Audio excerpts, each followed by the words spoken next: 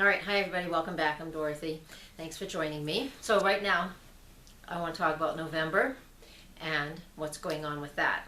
So right now, let me just give you a brief synopsis of November. So November's energy, the astrological energy, is Scorpio for the most part. With the sun already in the sign of Scorpio, we're looking to be a little more intense. We're looking at clearing the things that have been part of our lives for a very long time that we want to get rid of, because Scorpio is very well known for transformation. And for things to transform, we need to see what really is the root of any issue or the cause of issues that we might have in our lives. So this is an opportunity once a year, especially when the sun moves through that Scorpio energy, for us to be made aware of what is deep within, what is hidden from ourselves, what we hide from ourselves, or where this transformation in our lives need to happen. And so we're going to work with that because we have many planets moving through the sign of Scorpio and a few others, and we'll get to the details of that in a second. So wherever you have Scorpio in your chart, I will be addressing that by talking about each zodiac sign next and how that plays out for you. Okay, hi Scorpio, this one's for you. So starting on November 2nd, Mercury moves into your sun sign. The sun's already been in there. We already started that, established that. Now Mercury moves into the sign of Scorpio, and that will go into your solar first house. So when Mercury is in that sign, first off, communication is intense and it's deep, and there's a lot to it. It's not superficial. It's about getting behind the scenes and doing a lot of research to understand everything on a deep, deep level.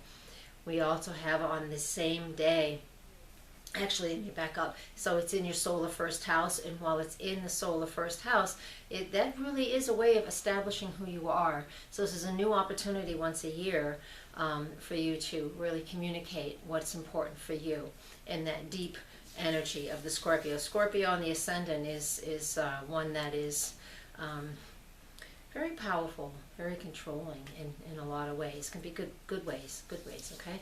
All right, Virgo.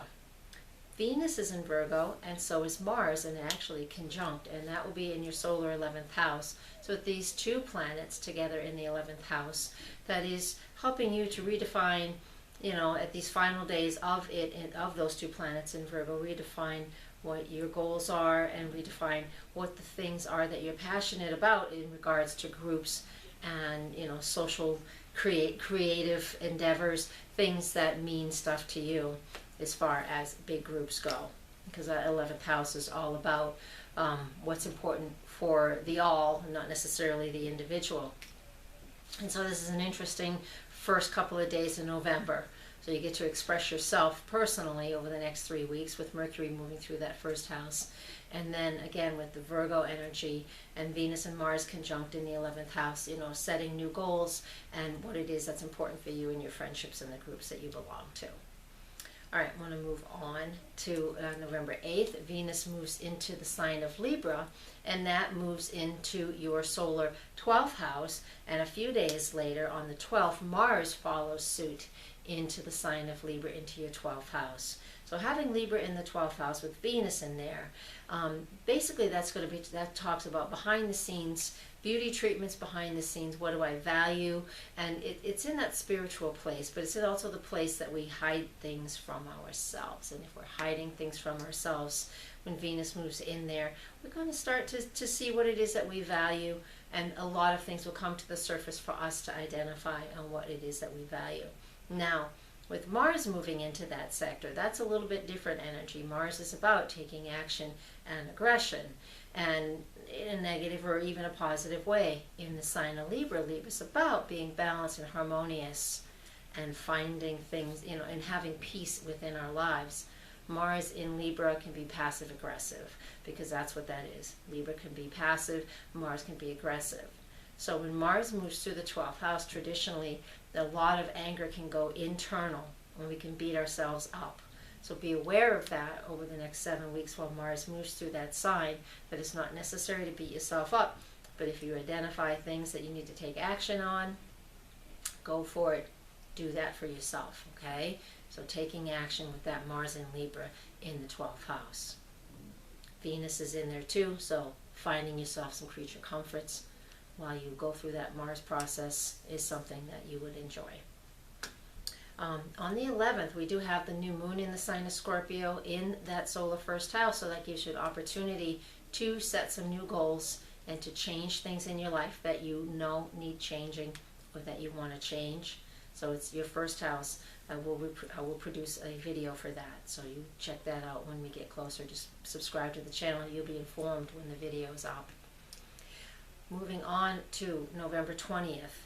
We have Mercury moving into the sign of Sagittarius, and that is in your solar second house. So there's a group of things going on in your second house.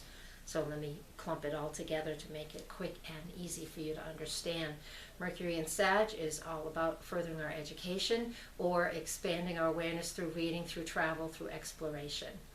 On the 22nd of November, the Sun moves into Sagittarius. So the ego, the expression, the sun, the who we are and what we want to do is also in that sign, and it wants to explore and play and have fun and learn through experience. Now, on November 24th and then November 29th, Mercury and the Sun respectively make a conjunction to Saturn, who's already in your second house. Saturn in the second house for the first 6 months of this year, and now since September, and it will be there for 2 more years now, has helped you to, will be asking you to redefine what it is you value. It's a financial house, so our finances can become tighter, or we may just have to recognize that we live more on a budget, or things that we do that are stable and solid to us will produce income that just feels better. You know, it can also take a hobby and turn a hobby into a steady income. All right, because using our skills and talents at second house to earn a living or to do what it is that we love, Saturn moves through there. It's going to help us define it. Now, if you've been frustrated with those types of things, Saturn might make you feel more frustrated until you define what it is that's really important and chisel away the crap, so you can, you know, find, it's like taking that hunk of marble and chiseling away the pieces that don't belong there to bring out the statue or the beautiful thing that is inside.